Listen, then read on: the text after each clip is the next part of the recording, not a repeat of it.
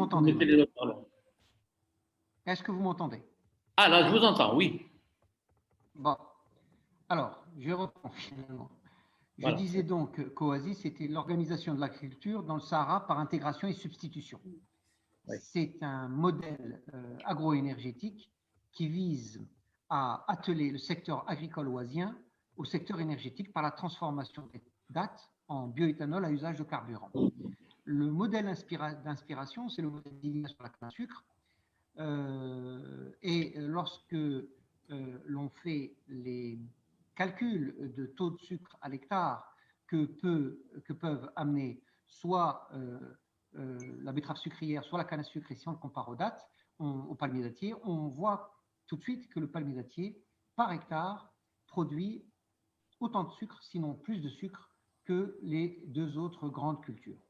Sauf que son positionnement dans l'économie et son positionnement intersectoriel n'est pas le bon. Nous avons un positionnement qui est dirigé vers le secteur agricole uniquement, alors qu'il faudrait l'atteler au secteur énergétique, qui est la véritable locomotive du pays. Et nous pouvons obtenir de cette façon des avantages extrêmement importants. D'abord, le palmier dattier n'est pas un arbre, c'est une herbe, ce qui veut dire qu'en réalité, on peut non seulement transformer des dattes en éthanol, mais qu'on peut voir aussi le palmier dattier comme une immense plante fourragère. Et là, on pourrait effectivement concevoir un aliment de bétail à base du stipe du palmier dattier. Enfin, quand je dis on pourrait, je l'ai fait. Hein. Donc, c'est pas on pourrait, on peut. L'idée, c'est de profiter de la croissance du secteur, tirer le système oasien hors de ces sentiers traditionnels de petite exploitation. On irait vers des grandes exploitations de plusieurs milliers d'hectares, mais dont des périmètres de 40 à 50 hectares seraient alloués aux paysans oasiens, au fellah. L'idée, c'est celle-là. Bien entendu, les transformations des dattes et les transformations en fait de l'ensemble du système oasien, y compris des palmiers dattiers, nous permettraient de répondre à un tas de secteurs en Algérie, celui du papier, carton, emballage, celui du bois de construction, du bois d'ameublement, des menuiseries, bâtiments, celui de la pharmacie avec de l'éthanol, des sucres spécialisés comme le fructose, le glucose, le sorbitol ou le mannitol.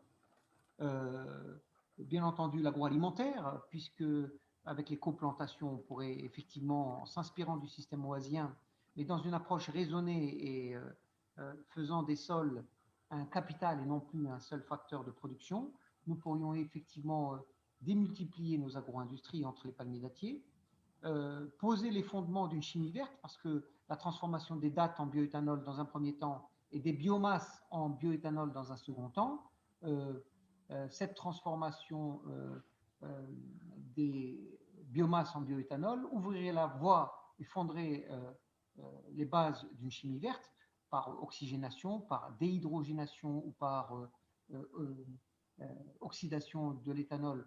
On s'ouvre les voies de la chimie verte. C'est là une perspective de mon point de vue stratégique. Enfin, on pourrait également parler d'externalités positives autres. J'entendais tout à l'heure le débat sur les cultures fourragères. Prenons un centre de propagation in vitro dattier. Si on donne et qu'on lui prend un grand palmier qui n'est plus très productif, nous pourrions transformer le petit plant qui vaut quelques dollars contre un palmier dattier qui, lui, pourrait être transformé en fourrage. Et si on part sur la base de 100 millions de plants, c'est-à-dire 100 millions de palmiers dattiers à développer dans les zones sahariennes, à ce moment-là, vous voyez que 5% de ce potentiel, ça nous fait 5 millions d'arbres. 5 millions d'arbres, ça nous fait 5 millions de tonnes d'aliments de bétail. C'est pas forcément dans le fait que notre nos incapacités ou notre impasse ou nos impasses dans l'alimentation de bétail est peut-être due aussi à une façon de voir le fourrage pour animal qui n'est pas suffisamment ouverte, en considérant le palmier dattier comme une fourrage, au même titre que les autres plantes fourragères, eh bien, nous pouvons peut-être ouvrir de nouvelles perspectives pour l'alimentation de bétail dans le pays. Enfin, je voudrais terminer cette rapide intervention en insistant sur le fait que de telles perspectives stratégiques telles que je viens de les tracer rapidement doivent tenir compte de deux facteurs. D'abord, la fragilité des sols dans les systèmes semi-désertiques de façon générale. Donc, il y a des chemins critiques à bien réfléchir en ce qui concerne le développement d'un tel projet. Puis, le second facteur, et c'est de mon point de vue le plus important, c'est celui des populations oasiennes. Nous avons aujourd'hui une désertification, une déshumanisation des oasis, et il faut réfléchir en direction de ces populations parce qu'il n'y a pas d'agriculture saharienne sans homme. L'humain est à la base de toute chose. Et s'il n'y a pas des programmes spécifiques d'augmentation des revenus paysans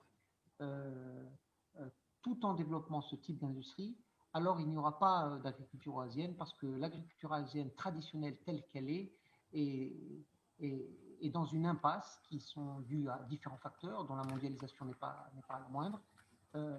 Il y a à réfléchir le système oasien de manière moderne en s'appuyant sur les biotechnologies et en ouvrant des perspectives nouvelles avec d'autres secteurs industriels comme le secteur énergétique, je l'ai dit, mais aussi en réfléchissant le système oasien comme un rouage essentiel de l'intersectorialité entre différents secteurs industriels ou filières tout simplement, en substituant à nos importations des productions locales réalisées à partir des systèmes oasiens. Je vous remercie.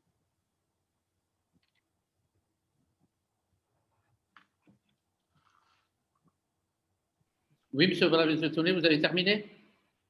Oui, tout à fait. Ah, très bien.